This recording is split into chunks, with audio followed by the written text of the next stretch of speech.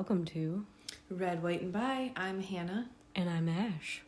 And this is episode 27. Spooky. Let's hope we don't get cut down like a celebrity in their prime. You want to call it quits after this one? Just kidding. I think if we've come to 27, we're kind of hitting our stride. We've worked out some of the kinks. It's been fun, and I think we should keep going, even if my dad is the only person who listens. And my brother. Yeah. And maybe like one other person. But we actually have more listeners on YouTube, which I think is interesting. Yeah, like we downplay it, but it is cool to see like the numbers tick up, and I hope that, you guys, as you stumble upon our humble little pod here, you're enjoying what you hear, and just know that we're always open to feedback, and we'd love to hear from you guys. Ash, what's our email address? It is red, white, and the word bi @gmail.com. Pretty simple. All right.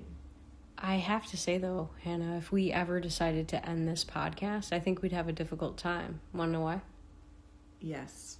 Because you like odd numbers, and I like even ones. So would you want to end on a number you like, or a number you don't like? I think I'd want to end on an even number, and you'd probably want to end on an odd.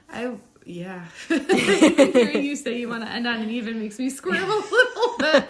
But maybe I could convince you that we should end on a number that you don't like as much because it's an ending. And maybe that makes sense in a weird way. Like I don't know. Like, don't get to 30 because it's just too perfect. Well, rest assured, listener, I don't think this is something we're going to agree on anytime soon. So we'll probably just have to keep doing one more and one more and one more.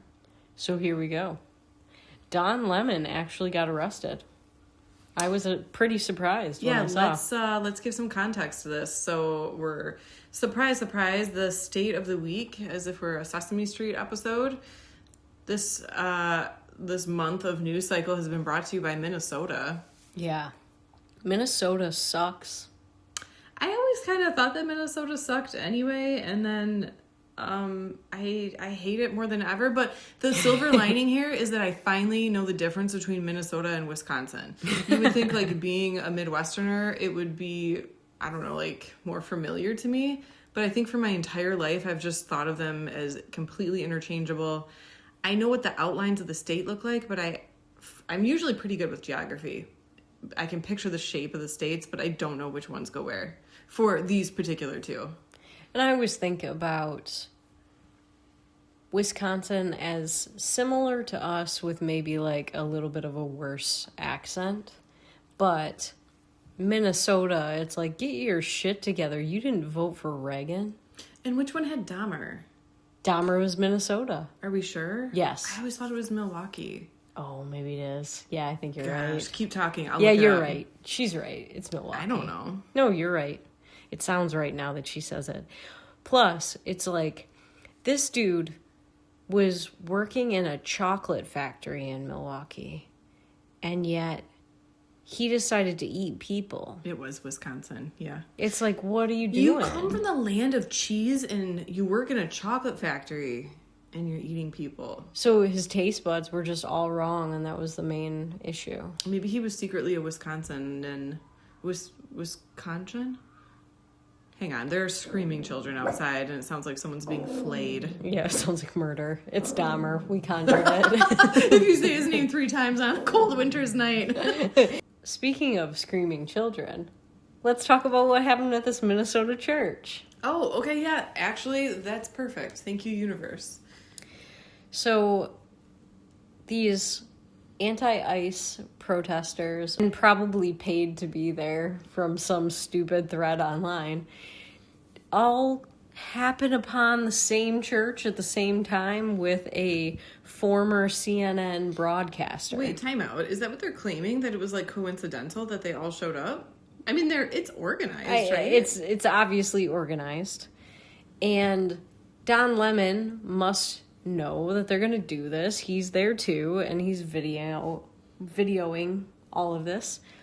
And there's a couple of things that happen that lead people to question whether or not charges are the right way to go with at least some of these protesters.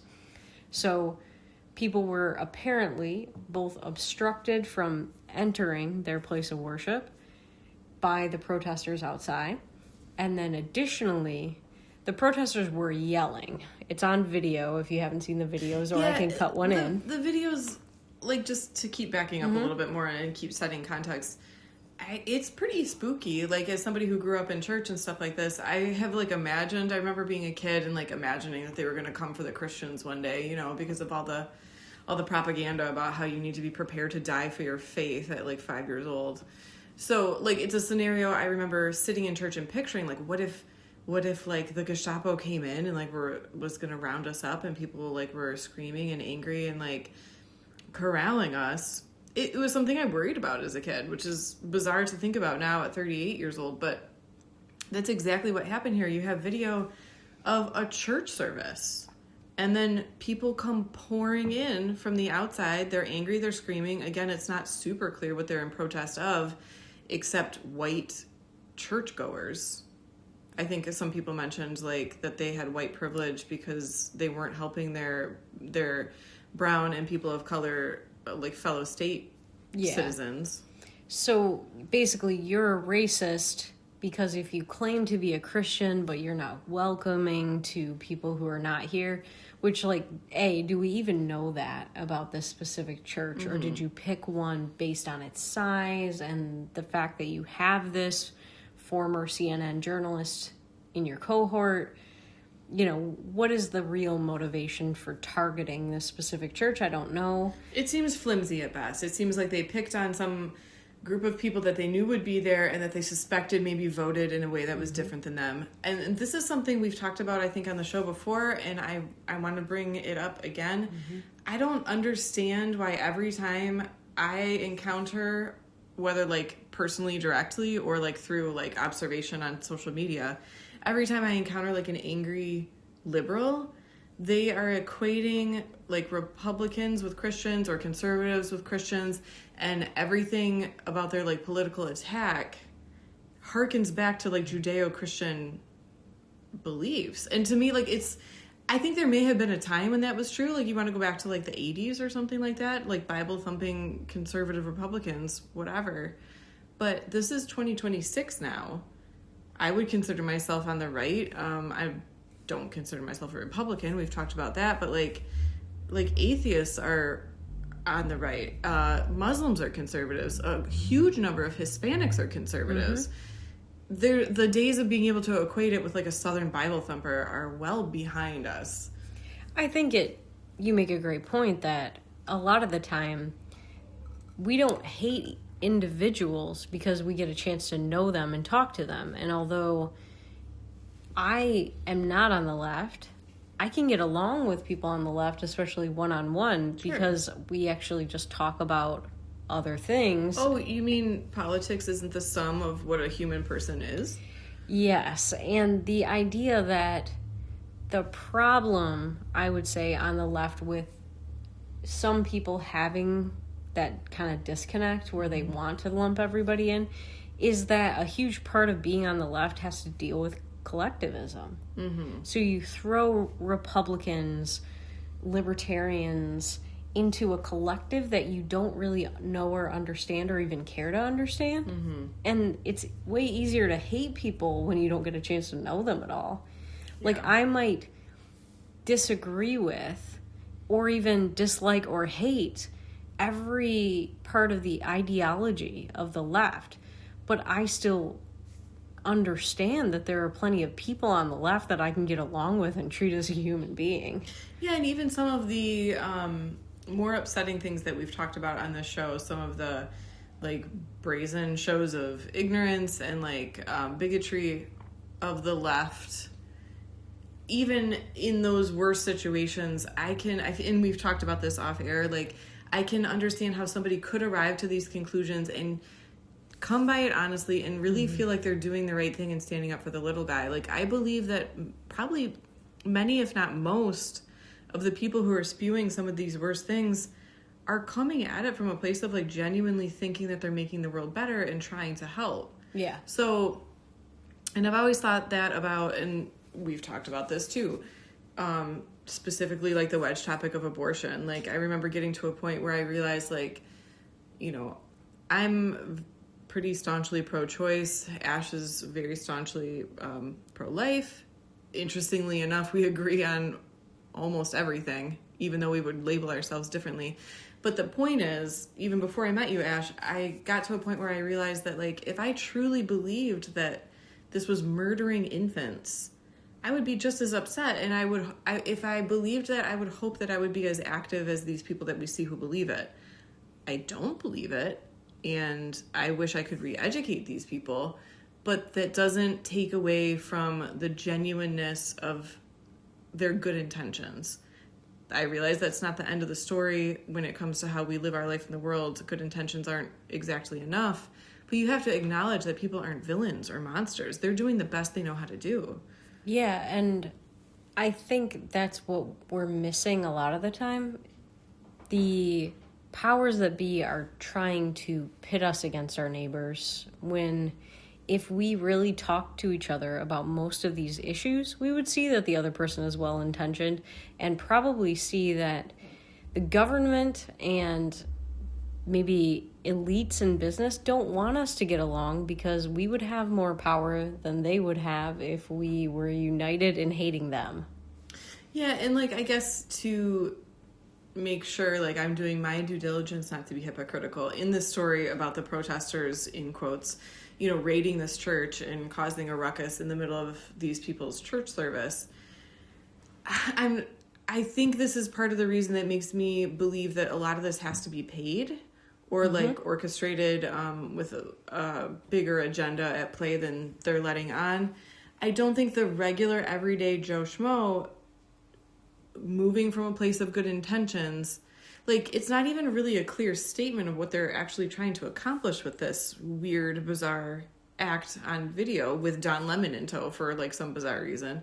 This doesn't seem like the action of somebody who's genuinely trying to make a difference in the world, like, in a sensical way. They can't even explain why they're there. Yeah, and I find that more and more when people on the right do, like, a man-on-the-street interview with some of these protesters, they even expect them to be a little bit more informed than they are. And sometimes it's like a simple question, like for the pro-Palestinian protesters, which river and which sea? And they have no idea what they're even chanting. And just to make sure I understand, it's the Jordan River to the Mediterranean, right? Yes. Okay, just checking.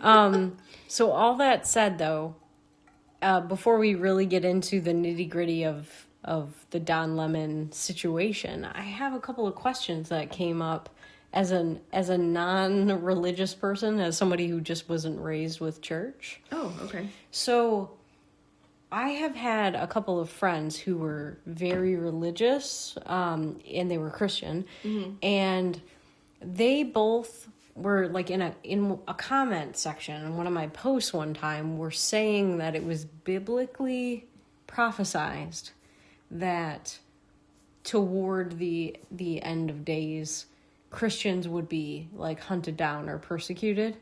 Does that sound accurate to you?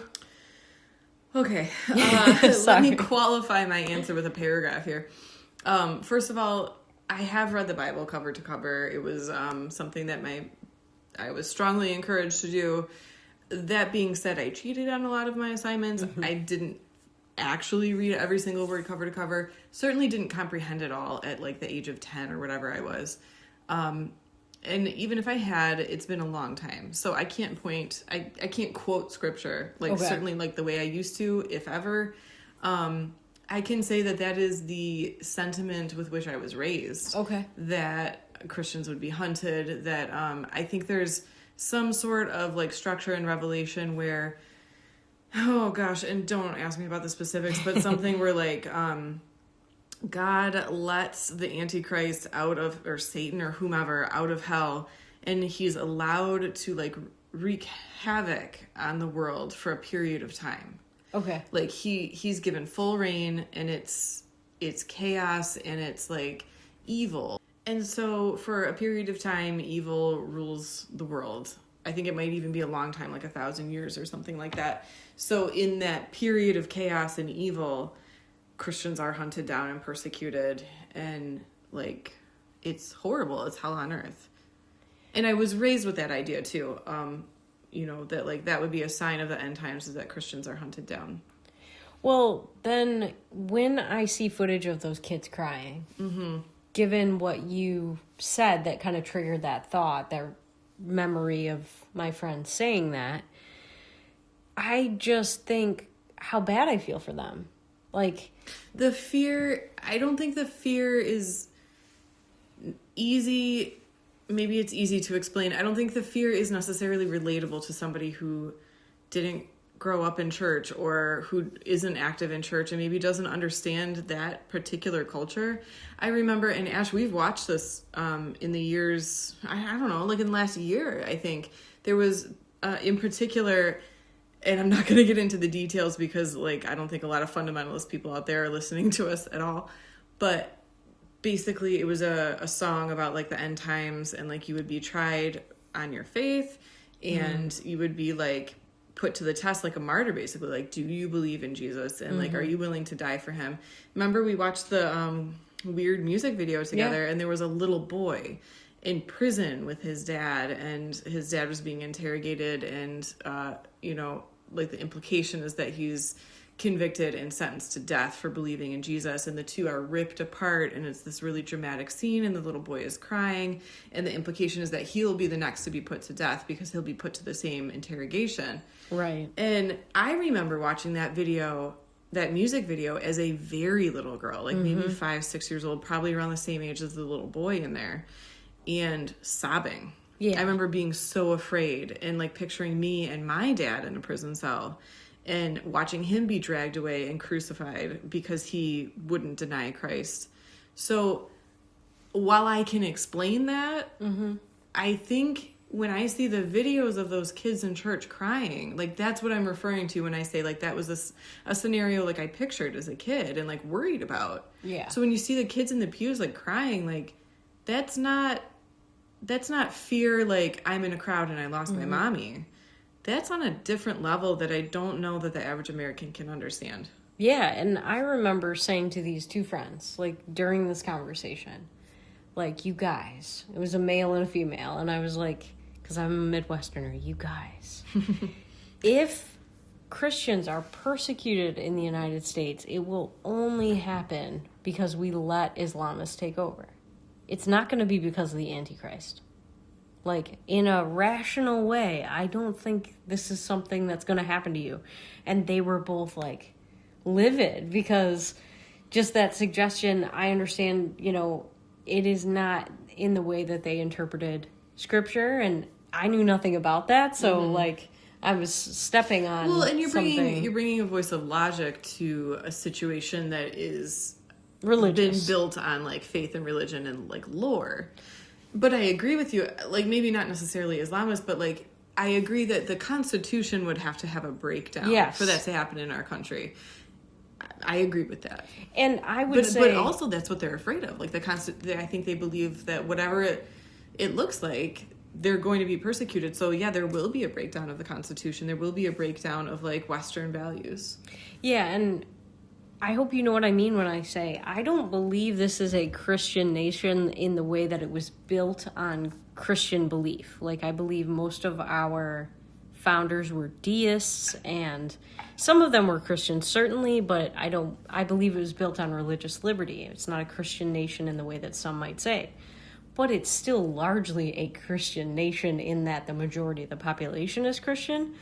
So me knowing so little about that, just because that wasn't my upbringing, I can still empathize with a little girl who believes that fervently because that's how she's brought up and that's what she's told is going to happen. And then people just walk all over your church and shout you down like you're some kind of villain when you're a little girl.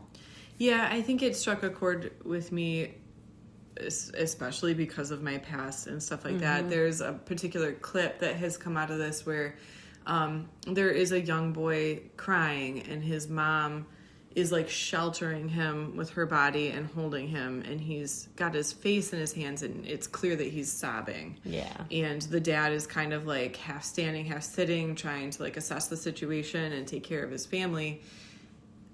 That, to me, you want to talk about infringing on someone's right to pursuit of happiness or someone's freedom to practice religion without fear. That is not a picture of America to me. That is a picture of like some fucking hellhole totalitarian Bosnia, like whatever bullshit regime country. Yeah. Like that should not happen in America. I'm not a Christian, and I don't hold a lot of like happy thoughts about the church and organized religion in general, but I would fight for that family's right to do whatever the fuck they want. Yeah, and I think it's pretty clear. When you're pissing off atheists, you're going to lose the culture war. Yeah. And to Hannah's point, a lot of Democrats or people farther left than being a Democrat are still going to respect that these people have a constitutional right to practice their religion, even if it's not for them. Mm-hmm. I think especially if it's... Is it okay to interrupt? Mm-hmm. I think especially if it's not for them, because as you say, like, the Founding Fathers, I think it's historically agreed upon, were, like, mostly deists, which is why they left England, because they didn't want to be part of the, like, Protestant Church of England in an organized way. They didn't like that they, like, were being persecuted for having, like, non-structurally religious beliefs. I think atheists, to some extent, can, whether formally or not, like, sort of recognize that, like, if you start coming after people for what they believe, you're going to come after me for what I don't believe. Yeah. So I understand both, like, we're looking at independence right now. Mm-hmm. Like, if the right would say one thing and the left would say another, I would say this is an exception to that rule, because people are, as Hannah points out, pretty passionate about the fact that this is a right for people. But it's the basis of our nation. Like, if you strip everything else away, freedom of religion is why we're all here. Mm-hmm. But if you look at, say, the Libertarian Party, you're going to find a mismatch or mixed match of a lot of different types of people. And some of them are going to be atheists, some of them are going to be Christian, some of them could be whatever. But the chair of the Libertarian Party has recently converted to Christianity, and she said Don Lemon terrorized people's children. Mm-hmm. Like, he was part of a group of people that terrorized people's children because she is a Christian. But there are atheists on her side, and some of these people in the Libertarian Party, they're the type of person to say, actually, to every religious person they meet.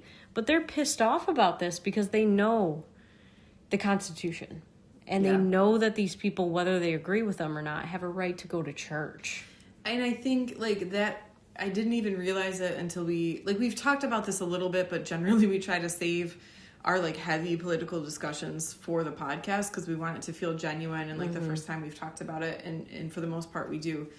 So I didn't even realize how upset I was about this in general, but the second thing I'm most upset about after that is the fucking intellectual inconsistency. Can you imagine for a second, like, let's put the shoes on different feet.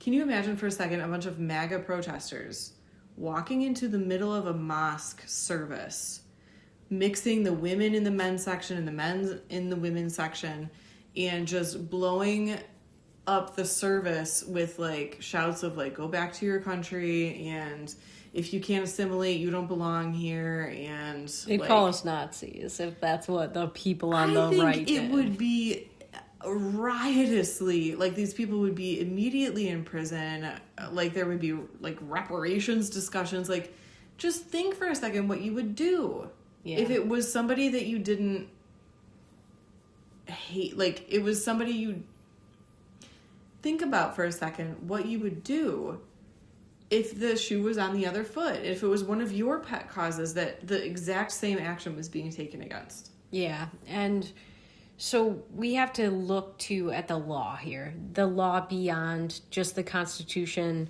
There are some acts that were added in the case of the 14th Amendment with the KKK Act, and then also the FACE Act, which the FACE Act, it's specifically dealing with keeping people out, denying access to either a religious institution or even an abortion clinic. You know, if you're stopping people who provide abortions or people who want to have access to an abortion, or if you're stopping people from practicing their religion, the FACE Act applies. Right, so basically you can't physically stop somebody from exercising their own pursuit of happiness and their own constitutional rights. You can't get in the way of a person behaving within the realm of the law.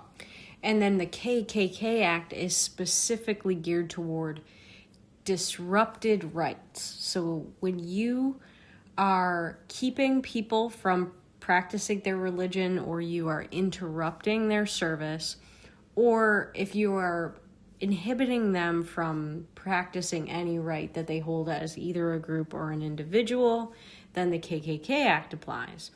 And Hannah makes a good point.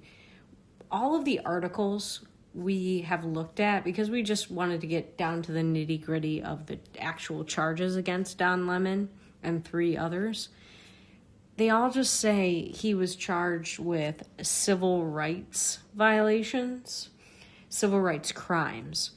And I assume, and we could, find out more information later on, that it's probably these 2 statutes, because it would probably be a civil rights crime if it was just one or the other. But the group themselves, they were outside and then they were inside and then they wouldn't leave.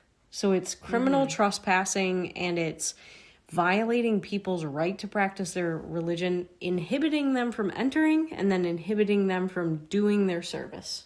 There's a clip that we watched together as this was breaking where Don Lemon himself, with full camera crew and like sound guys and everything, so fully prepared, is talking to, and I don't know what kind of church it is. He had like a priest's collar on. He was a pastor, yeah. Okay, so he's a pastor. So maybe it's like Lutheran or something.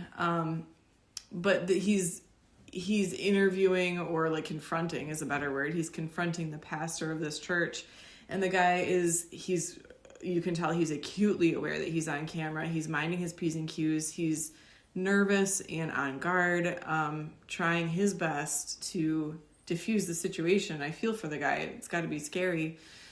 But Don Lemon is just like coming at him, and the guy ends up just repeating, "I'm going to have to ask you to leave. I have to take care of my flock, like my congregation." So to say that this wasn't disruptive, or like to try to downplay it, like, oh, it was just peaceful protest, he asks him multiple times in that one short little clip, "I have to take care of my flock. You have to leave." Yeah, and to not exit immediately, and with you and your camera crew asking other people to do so because they've been asked to leave, to me, you're already trespassing. You are being a hindrance to them having their service.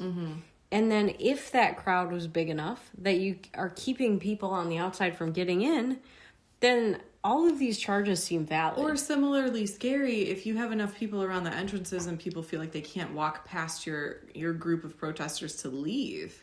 Yeah. Like, you're hindering the entrance and exit of these people. Yeah, and it's kind of scary, like, that people always say it starts with the Jews and it never ends with the Jews, but it's like, now in New York, Mamdani is in direct violation of federal law, allowing protests outside of synagogues in New York City. Yeah, you raise a good point, because these happened a couple weeks apart, where he immediately, upon getting office, lifted the extra protection that New York City had about protesting outside of a synagogue. But this FACE Act and the Klan Act, those should cover the states. Yes, and in addition to that, we just saw someone drive repeatedly into the doors of a synagogue. It's like this Honda with one of those like camping equipment tent things up top, just bashing it repeatedly. Why am I not surprised it's a Honda? I know, the worst drivers ever. all that to say, though, like, this is in New York. You're emboldening people to do this kind of harm. You're basically saying, like, I've lifted all of the protections, go ahead.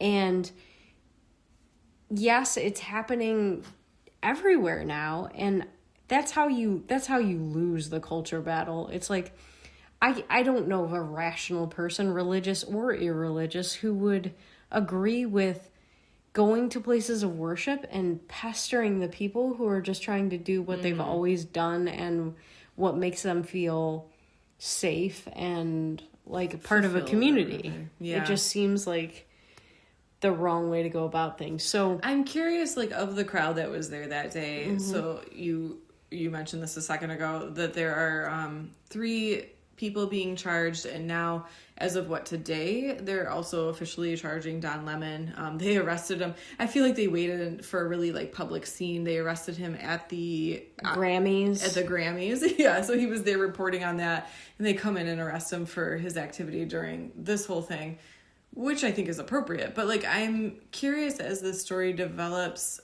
if we get to find out why these 3 plus Don Lemon were singled out. Because it seemed like at least 20 or so people were there. And it may have been the people yelling, the fact that he videoed it and went up to the pastor directly. Like, there weren't that many people standing on things and shouting, so that might have been the 3 that were doing that in addition to Don Lemon. But I'll say this, just my own opinion. I'm shocked that he was arrested, but I do think he deserves it.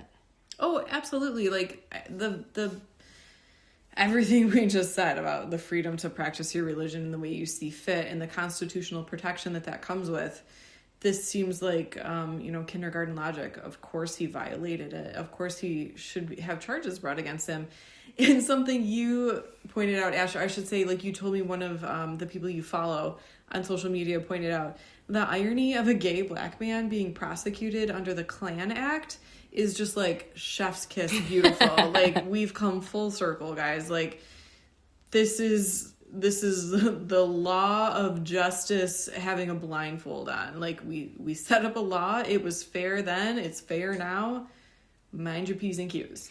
And the funny thing is, people are trying to use the First Amendment against itself by saying that, this is freedom of the press. But when you really think about freedom, it's the freedom to do whatever you want, provided it doesn't hurt someone. That's the basis of everything. And he's not just being a journalist. He's stepping on other people's rights and using the idea that he's a journalist to do so. And that's a different story. Yeah, and the freedom of the press is like, you get to say the results of your investigation. You get to print the truth no matter who it offends. You get to, so long as you back it up with, like, journalistic integrity, you get to speak the truth. And that's your right, and that's protected.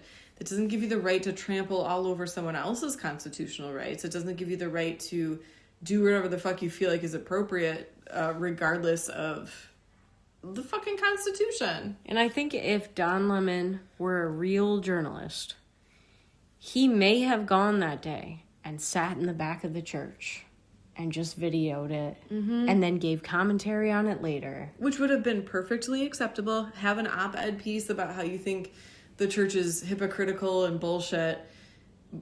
And there's an avenue to do that. Yeah, but which honestly might have affected even more change. Like, you would have had a listenership, you would have had some legitimacy behind your name instead of scandal. And you could have probably reached more people and affected change, and instead you behaved like I don't even know what. He behaved like the quote unquote press that took part in October 7th, to the extent that these people did their protest on the day. He participated in it, and then he was so biased that he acted like a bully to the actual pastor because he's so arrogant that he thinks he can get away with it. That's the issue. Speaking of arrogance, let's talk about the ICE shooting. Okay, so was it last episode or maybe 2 episodes ago we came at you with the Renee Good shooting, also in fucking Minnesota, because they just want to steal the show this month. Now we have a second ICE shooting that's made headlines. Let's talk about that. I will preface this by saying I'm not pro-cop and I'm not anti-cop. I am just very much an individualist. Wait a minute, Ash. Are you saying that cops are people and that people are good and bad and shades of gray and everything in between? I sure am, Hannah. Weird. You guessed it. How unconventional. So it's like I can say that it's my opinion Eric Garner shouldn't have been killed by police. George Floyd, criminal history and all, didn't need to die that day. Mike Brown definitely should have gotten shot by the police. Hands up, don't shoot never happened. So I can look at an individual situation and make an individual assessment about what I think happened that day. And I think if we go back and look at our episode where we talked about Renee Good, we said the same thing. She did not need to die that day. Right. She didn't need to die that day. There was a different way to handle it, even if it is like a good shooting. Mm-hmm. It just didn't have to come to that. Yeah. This is a hair different. Like, this is not the same situation. There's more to say about this. And what's interesting about it is that in both scenarios, I will say that if the person that showed up that day didn't have like some instigating moments with the cop, yes, the situation could have been avoided. However, I would say it's possible that Renee Good hitting the accelerator when she did might have caused the cop to think he was legitimately going to die before he fired. But in this case, it looks like maybe this was not a good shooting. Yeah, so let's back up and set some context. Let's read people in here. So what do we know about this situation and why is it different from Renee Good?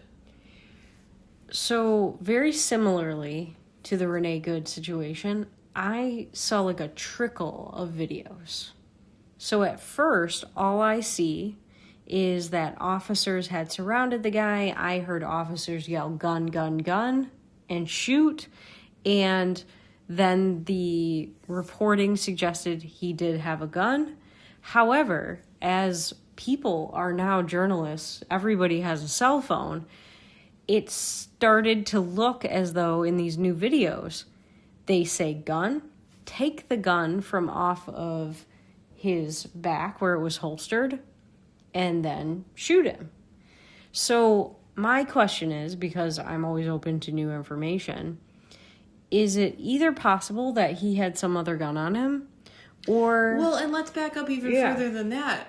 Like, after the actual, like, video of, like, bystanders and, the cop body cam and everything came out, then we got a little bit more context where we backed up even further. That's true. And we can see Alex Pretti, he's shouting at ICE agents, he's gesturing wildly, he spits on their vehicle, and did he kick it? He kicked out their taillight. Yeah.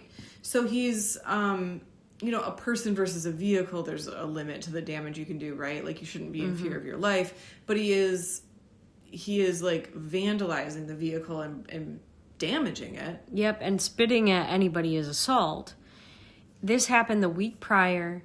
I read that he possibly, he was yelling, assault me, and that he possibly got a broken rib from that incident.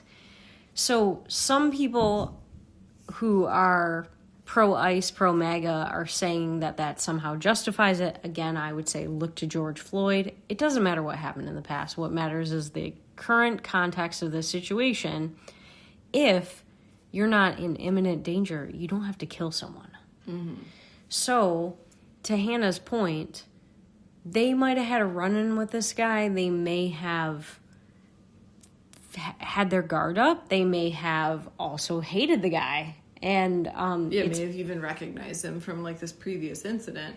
We don't have all that information yet. What we know is, like you said, Ash, that They came upon him, he had a Sig Sauer on him, I think, right? So they take the gun off of his person, and then they're surrounding him. A couple seconds later, you hear somebody yell, "Gun, gun, gun," in a way that, to me, as like a layperson, seems like it's said in a tone that suggests that he has a gun on him, like whether it's another gun or whether somebody just said it, implying it. Then the shooting happens, and then other people chime in with the gun, gun, gun statement. So it's not a great look. Yeah. We still don't have clear information on whether he had a second gun on him. I think that is like the crucial point of how we can interpret this situation, and I'm not sure that we'll ever get the truth on that. And to me, it seems like that would have come out by now, that he didn't have a second gun. Yeah, if he had it, I think that would be all over. He had clips on him, and he had clips in his car, or an additional gun and clips in his car. However, that doesn't change the situation, that all of this happened in split seconds. I told Hannah that I think the only way that it might be a justified shooting is if somebody yelled gun, and as they were pulling the gun off of him, the officer in front of him thought that was him pulling it off. But still... But even in that case, it's not justified. It's not justified. It's a misinterpretation. It's still a mistake if that was what happened. Yeah, and I can see people not getting in trouble for that mistake because they're like, oh, I was working, in seconds in the best of my ability. To me, though, it seems like a South Park episode wherein Jimbo and Stan's uncle, they want to hunt, and it's been banned, so the only way you can hunt is if an animal is running right at you. So prior to shooting, they always yell, "It's coming right for us."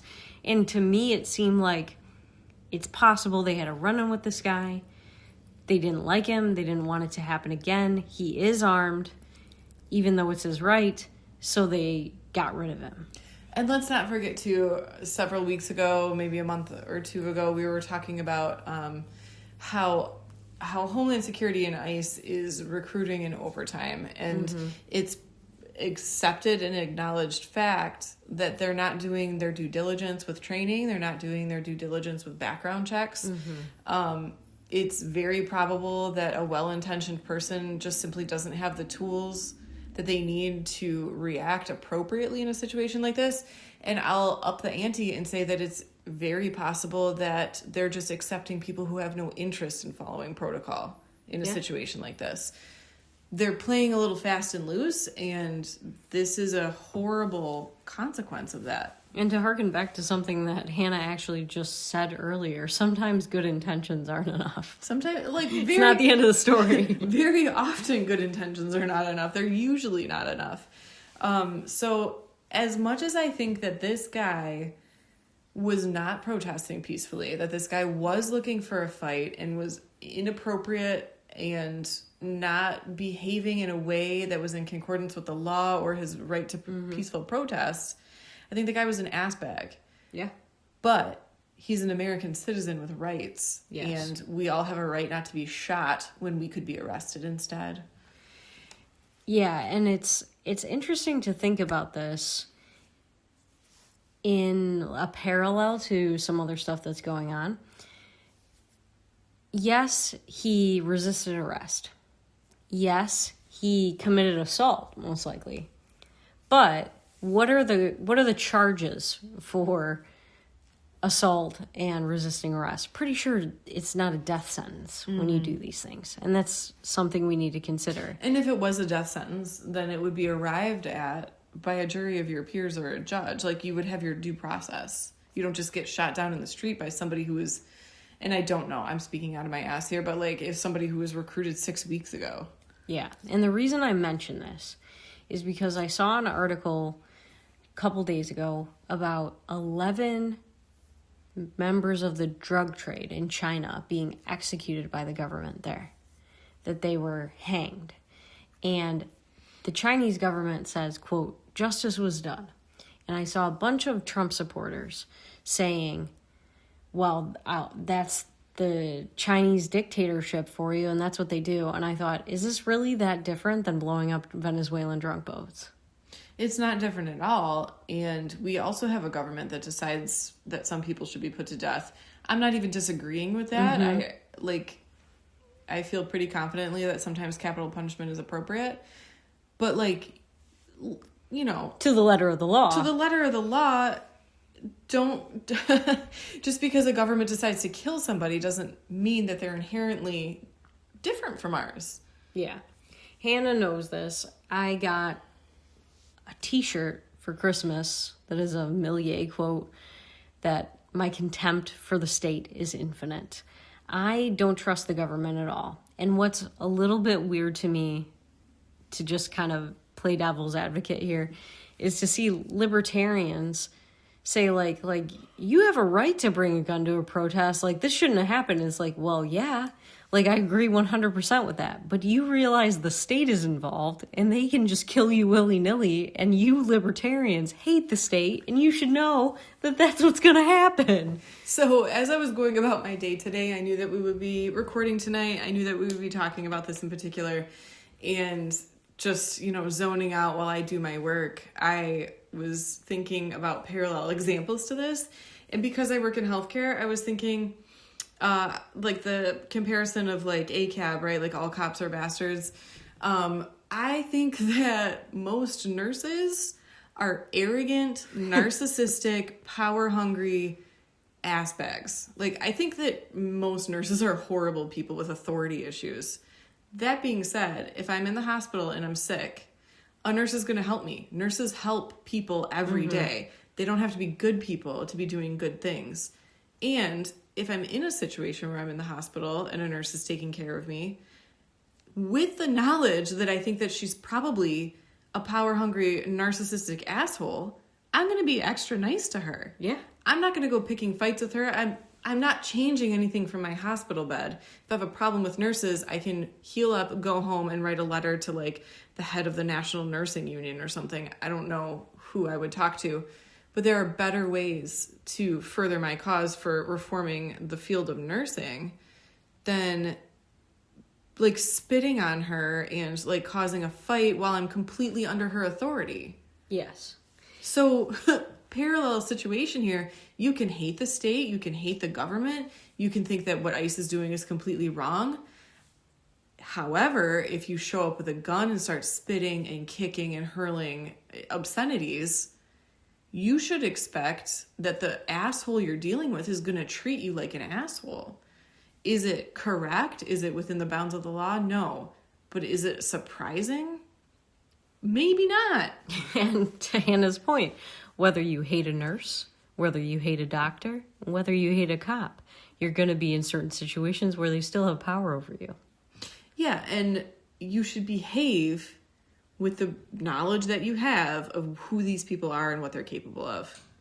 And being in keeping with what I said earlier about treating people as individuals, I never knew this about nurses until, like, the good nurse stuff started coming out, where somebody might, like, shoot a bag of saline with something that could kill somebody. Yeah, she's talking randomly. Talking about the documentary called The Good Nurse, where somebody was spiking saline bags with digoxin and, like, playing Russian roulette with the ICU. Charlie, the nurse, was not a nice nurse. Right. Knowing that, I also have had, like, tons of endoscopies in my life. And I'm always super nice to nurses because I am in a vulnerable position. And most of them have been super sweet to me and taking good care of me. Just like Hannah says, doesn't matter who they are outside of work. They took good care of me. I'm going to treat a nurse, a cop, whoever I encounter that has power over me as nicely as possible, because my attitude might totally change the situation. Yeah, and I'm joking a little bit. I want to backtrack and just say that, like, nurses do make a huge difference and they do help a lot of people. And whenever I've been a patient, nurses are generally nice to me. I think I'm a little jaded because I work in healthcare and I see I have to work with nurses as colleagues and not as like a patient-provider dynamic. And in a colleague situation, I've had really bad experiences. That doesn't mean that they're bad people at heart. It was just what I thought was like a humorous comparison.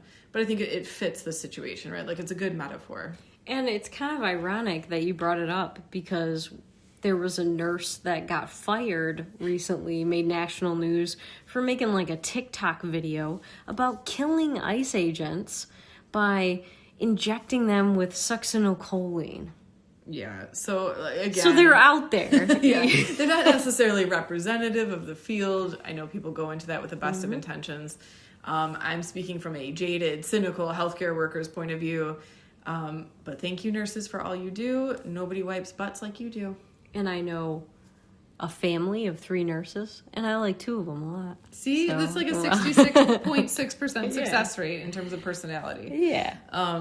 But yeah, like, that being said, anytime you're in a position where somebody's in authority over you, especially if you think that they are subject to bias or cruelty or authority issues, it makes no sense to me to try to handle that while you're under that person's authority. There are plenty of avenues to make change, to report that person once you're out from under their care, to file a complaint once you're out from under arrest or like the custody of a certain agent. You can talk to your senator, you can do peaceful protests, you can do all kinds of action. I'm not saying you have to accept the status quo and just swallow it down. But is this the avenue that you want to take, knowing what you know about how these people can be? And all that said, I want to change gears. And Hannah, I want to play a game with you right now. Okay. So I'm going to... This is exciting. I have no idea what you're going to say. I'm going to ask you a question, and you're going to pretend that you are a staunch conservative. Okay. Totally right-wing. Am I MAGA or am I... No, you're a conservative. Okay. And you just gave away the ghost, maybe. But, okay, so here's my question to you as a staunch conservative. Okay.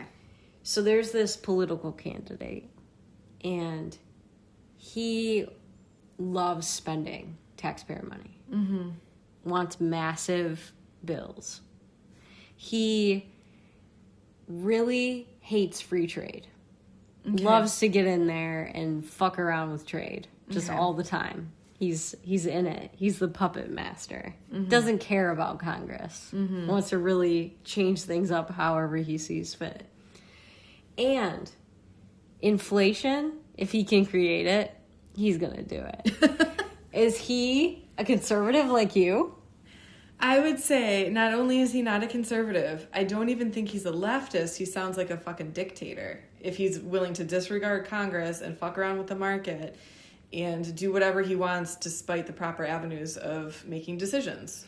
Okay, and then what kind of dictator is he? Is he like Franco, where he might be not messing around with the economy, but like highly religious and let's button the women up? Or is he a leftist dictator who really wants to get the government involved in everything fiscal? The pictures are the same. I don't know. Same difference to me. Same flavor. Okay. I don't think he's religious. He's not religious. He's an asshole. Yeah, and he definitely wants to get the government involved in everything fiscal. Okay. So he's to the left. So he's a leftist authoritarian, is what you're saying. Yes, leftist meaning like he's not religious? Yeah, no, leftist meaning he's over here in terms of the fiscal stuff. So he wants to control everything. And if he's not religious, he's just not like way up here on the authoritarian scale. He's just over here authoritarian on the left, getting involved in everything. Yeah, I think he's a dictator. He's a leftist dictator. That's Donald Trump to me. That's Trump. Like, he's not a conservative, not even close, right? I think it's fairly clear to everybody who's paying attention. But here's my question. Why isn't any right-wing podcaster or anybody on any news station that's right-wing saying this? Because it seems really, really apparent. So this is what Hannah and I have been kind of racking our brains about. Are they grifters or are they just team players for the Republican Party? Is there any difference anymore? I think if you are option C, right? Like if you are supporting your team, even if your team is not upholding the team values, then I think you're a grifter. Yeah. So I've been really thinking about it lately. Even people that I've respected for years, it's like crickets when it comes to all this shit that Trump is doing. And I have always thought this. I'll tell you guys a secret that I may have already told you on this podcast. So it's maybe not a secret. But when I was a little girl and I was 5 years old, I used to wish on stars. And I would wish for the same thing every time. And it was that when I grew older, I would be a police officer. Oh, you would be the cutest little cop. So I wanted to be a cop. And I have always felt that when I see that something is wrong in the shooting of this gentleman in Minnesota, if I see something wrong in the choking out of career criminal to his death, George Floyd even, because I believed in the law and I believed in law and order, I should hold the people that I thought were my heroes as a child to the highest standard, not give them a pass. Mm-hmm.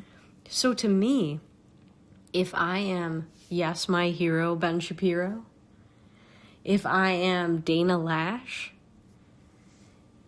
if I'm even Austin Peterson, a libertarian, I should be pointing out all the fucking stupid things that Donald Trump does, and especially if I'm on Fox News. And you want to know why? Why?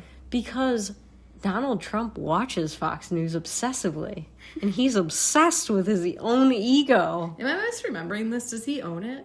No. It's Rupert Murdoch. I feel like at my years on the left, I was told that he owned it. I bet you were. Yeah, I was. And I guess that's something I never went back to re-examine because it just never came up again. But yeah, I was told he owned it. I believed he owned it. No, and like... That's even funnier then. Yeah, like, he was on there all the time in the morning, and I even, as somebody who was, like, not a supporter of his, I was like, this is bullshit. You know, like, Brit Hume, I used to really respect as a journalist. And there was a point when, in 2016, when Fox sees which way the wind is blowing, that Trump is going to be the nominee, Ted Cruz was on Fox News pointing out all these things that we're talking about, that, you know, Donald Trump's not a conservative. He believes this, this, this, and this. And Brit Hume, his face turns bright red, and then he says, cut him off. Whoa. And I thought, whoa, I'll never respect Brit Hume again. Like, this isn't journalism.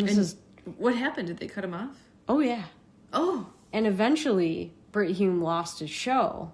Because no one wanted to watch it anymore, because nobody could believe a fucking thing he said. And probably he got caught, you know, doing it. There could have been a more subtle way. Maybe he gave this signal or whatever. But it was a live feed, and that's what he did. And to me, like, that's not journalism. That's the grift. Mm-hmm. Like, Trump's going to be the nominee. We have to be pro-Republican media, so we're going to support Donald Trump. And this is why you have people like our generation and younger getting their news from TikTok because of ass hats like that. Like, there used to be a sense of journalistic integrity around these outlets where the truth was the most important thing. The truth was what you got paid for, and the truth is what people paid to watch. So I don't know that it was like sudden or anything. I don't think I could point to a specific time, but like steadily and swiftly, these changes have been happening over our lifetime, where you don't tune in for the truth. You tune in for like the party line. You tune in for the opinion you already agree with, to watch someone you disagree with get like eviscerated by an unfair interview, and for experts to come in and say the things that you were already thinking.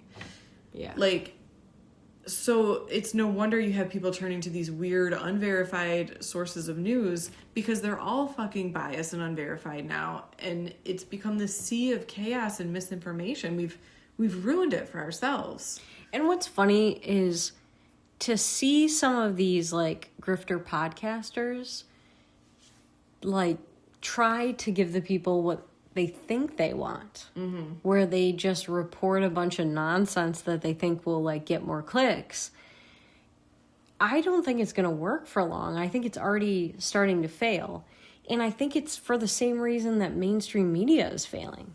It's boring. It's boring when it's predictable, and it's boring when there's a tiny little shadow of a piece of you that understands it's not the truth. And it's the same reason that something like, is it Blue Sky for the... Yeah, like, the alternative Twitter for libs. Or Parler for the right didn't work. Like, I was on Parler and I thought, this is an echo chamber. I like fighting people on Twitter. Like, this is boring. I hate it. It's like, people are over this. And I think we don't have the attention span for somebody to blow smoke up our asses all the time. Like, you know, you might go to a group and you can make fun of the people you hate or whatever. But it's like, how often is that really fun? Especially because people on the left can't even make a meme. Yeah, I think... I mean, I hope you're right. Yeah. I hope you're right. I know there's, like, on the opposite end of that scale, like, you're talking about, like, the boredom and the predictability and, like, the unsatisfaction of an easy fight. I think the counterbalance to that I worry about a little bit is the comfort that people need, especially when the economy is bad and there's threats of, like, war, and, you know, we're out of the pandemic now, but I'm sure they'll manufacture another one. I think there is one right now. Oh? There's something in Asian countries that they say is an incurable illness, and they're locking everything down. Okay, cool. So that's coming up. So there's, like, all this fear of, like, war and illness and poverty. And the same way that I like to chill out at the end of the night with my vice of choice and watch a horrible, shitty reality TV show because it's comforting and predictable. Or an MST3K. Or that.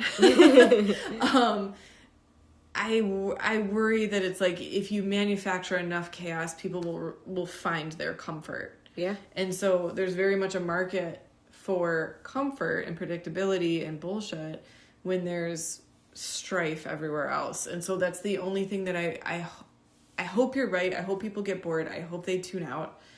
But I worry that it's already, like, a pretty straightforward formula of, like, outside chaos, inside comfort.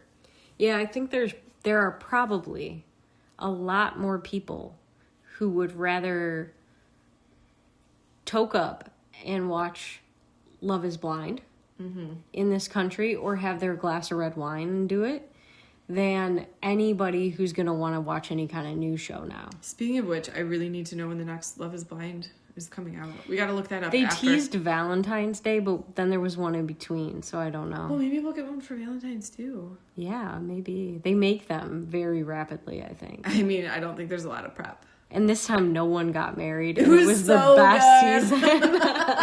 Everyone was like, fuck this bullshit. Yeah, like, they better have a lot of people get married next time. So see, like, okay, case in point, Exhibit A, I love my comfort TV. Yeah, and I love fighting with people, and I love thinking about all this stuff, but at the same time, it keeps me up at night. There were multiple times in the last 2 weeks where, even though I'm incredibly stressed at work and very busy, I was up past midnight reading Twitter feeds about, like, whether or not we would bomb Iran and all of that stuff. So not everybody is a thinker, and some people do a combination of the two, where they need their intellectual stimulation, but also their escapism. Yeah, that's me. Like, I can't do it 24/7. That's for sure. But the people that you're never speaking to are the people who just want escapism, or the people who want a real intellectual conversation when you just tell people what they want to hear. And I think your audience is dwindling because who's in it? No one. Almost no one. I think that when boomers die off, the people who watch CBS 60 Minutes every night, or whenever it's on, I don't know because I won't fucking watch it. When they die off, that audience is gone. So I'm glad Bari yeah. Weiss is running it now, because she's like, we can't run the news like this anymore. We have to do something different. Yeah. People hate her for it, but she's right. I'm not going to remember the exact figures, but I remember not too long ago, you and I saw some statistics on like what, you know, like people typically think like maybe the nightly 11 o'clock news is on a certain station, like the nationwide viewership numbers would be. And like you give your best guess, and it's actually like a 10th of that, or like maybe even 1% of that. It's shockingly low. So I think we're already seeing that to some degree. I think you're right. I think the older generation that grew up with the security and the confidence that the news stations were doing journalistic integrity, I think the people who have that idea about these like anchor stations and shows are definitely older. And I think people, you know, Gen X and younger don't have that same confidence in those outlets, and so it is absolutely showing in the viewership. Yeah, and I think when you look at a number like 30K for one of these primetime shows. Ridiculous. National. Yeah. 30,000 people in the nation. Versus a random... There's probably more people taking a shit at any given time in the nation. Versus a random Joe Rogan podcast with millions upon millions of views. It's like, if you really wanted informed voters, you would let Joe Rogan host the presidential debates. Oh my God. Can you imagine? I would tune in for that shit. I mean, I tune in for it anyway, but wow, you would really capture a segment of people that you just don't. I think if they were smarter, they would do a panel of like the people who get the most clicks and let each of them just ask a question. Like, expand your reach. Okay, so why do you think then that that's not happening yet? Do you think it's because the old guys are still running the shows? Oh, yeah. And I think... Well, surely there would be one that sees it and is forward-thinking and wants to do something that the peers aren't doing. I think part of it, and this is just my opinion off the cuff, is that the left still has such influence over the media, and I think the media still make the rules in terms of like, we're going to host these debates this year. You know, you guys got it last year. We're doing it this time. And this is how we'll cut the segments. And on ours, your mics will be never interrupted. And on our network, we're going to cut them if you interrupt, that kind of thing.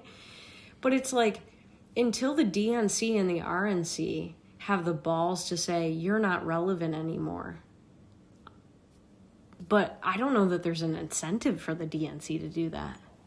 These people are in their back pocket for the most part. The only network that isn't is Fox News. So it's like 2 out of 3 debates we won. We're not even trying. So why would they want to change it? Well, again, it's like an assessment of who's watching them, who cares what the outcome is. Like, yeah, they're in their back pocket, but how long is that going to be an asset for? How long until they realize it's not the asset that it used to be? Yeah, and my question is, just one time can I host the presidential debates so that people will realize that they shouldn't have voted for either of them? Yes, honey. Just one time. You have my full permission. And then we have to do the primaries over. Yeah, I mean, this...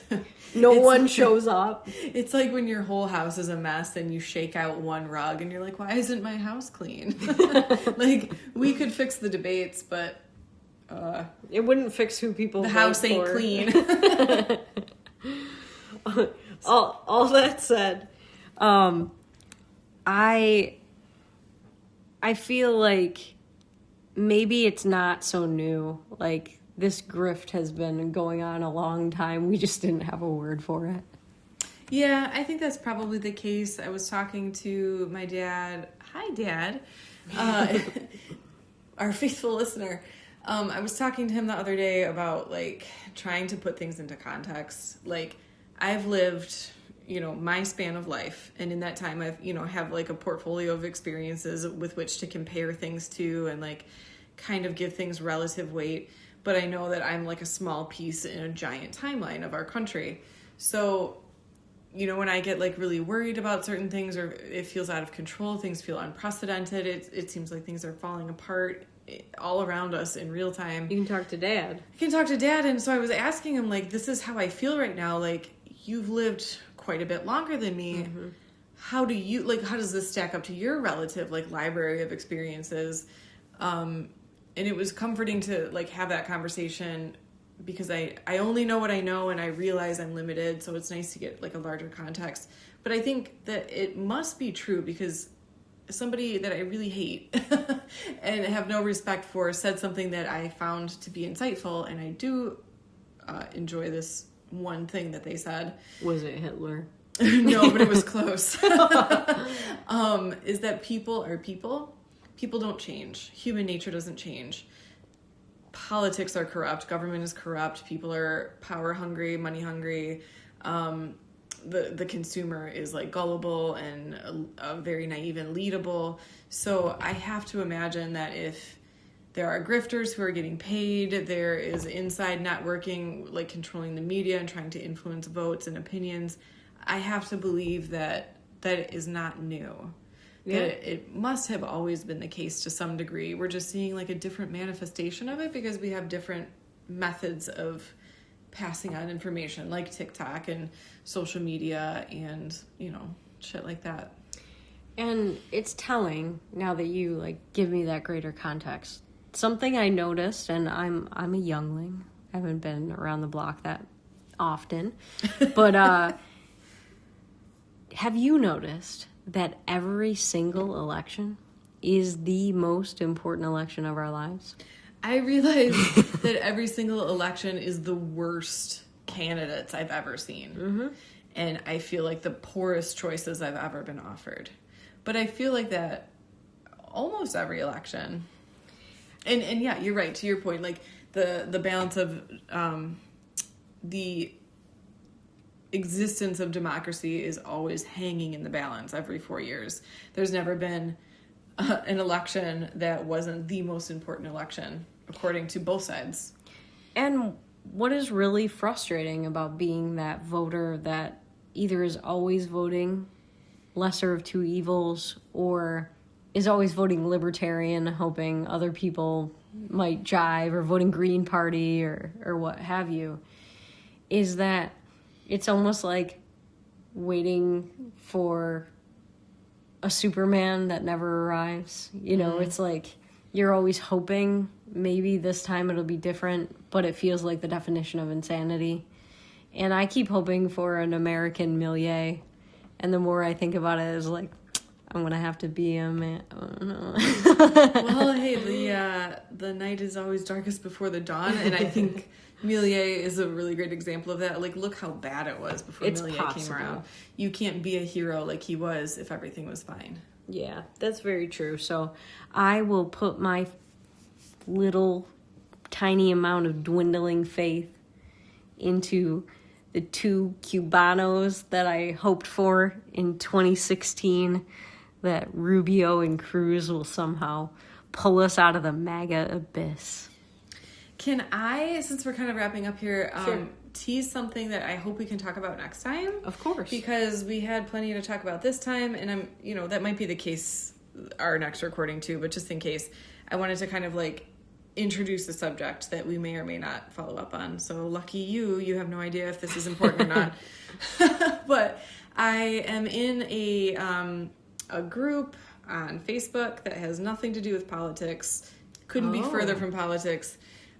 In fact, it's most people's, like, guilty pleasure escape TV show, cult classic. It's very, like, underground and silly. And I think many people, there's been a lot of discussions on this page about how the show itself is an escape from reality. And when you're going through, like, your darkest and most challenging times, you turn to the show because it's just comforting and easy and, like, simple and not complicated. So anyway, one of the mods in this group posted something recently that was like, absolutely no politics. The next person who makes anything that's even remotely political is going to get banned and their content removed. And so as I do, I open up the comment section to see, like, the reactions of what's going on. It was very polarized. There were plenty of people who feel how I feel about the show, that it's an escape and that this is appropriate. There are plenty of outlets for politics in your life. This doesn't have to be one of them. Sure. And then you have the other side that is very much politics are part of every single thing we do, say, feel, experience. There's no part of your life that isn't political. And if you start banning politics, it's a slippery slope of like fascism and groupthink and dictating how people, like the very like fabric of who a person is. So I think obviously the one extreme opinion, it feels extreme, but like, is there any validity to that? I kind of wanted to pick your brain and see how you feel. Like, I can see an argument that politics is in every aspect of what we do to some extent. Sure. And people brought up, you know, like even the show itself makes some political jokes and stuff sometimes. Mm-hmm. It doesn't even have to be a pointed like sermon. It could just be like a funny cultural quip or observation. Maybe we can talk about that next time. And we'll do a poll right now about whether some things are too sacred for politics in terms of entertainment, or whether you like politics injected into everything because it's part of our daily life. And if you guys vote in the poll, if you participate, we will read the results and talk about it, your thinking next time. Yeah, as well. That's a great idea, Ash. And I feel like maybe if people like this, because I think they will, maybe that could be a way forward, like that we start doing, like we'll tease the subject and put the poll up about the tease. And then we can like digest it and talk about the subject, say what we think, and really pick it apart like on the next episode. So cool. Let's talk about that. That's a good idea. She's so smart. I will put that poll up for you guys. And remember, you can email us at redwhiteandby@gmail.com and vote in our poll. And we'd love to hear your thoughts. All right. Until next time. Bye. Bye.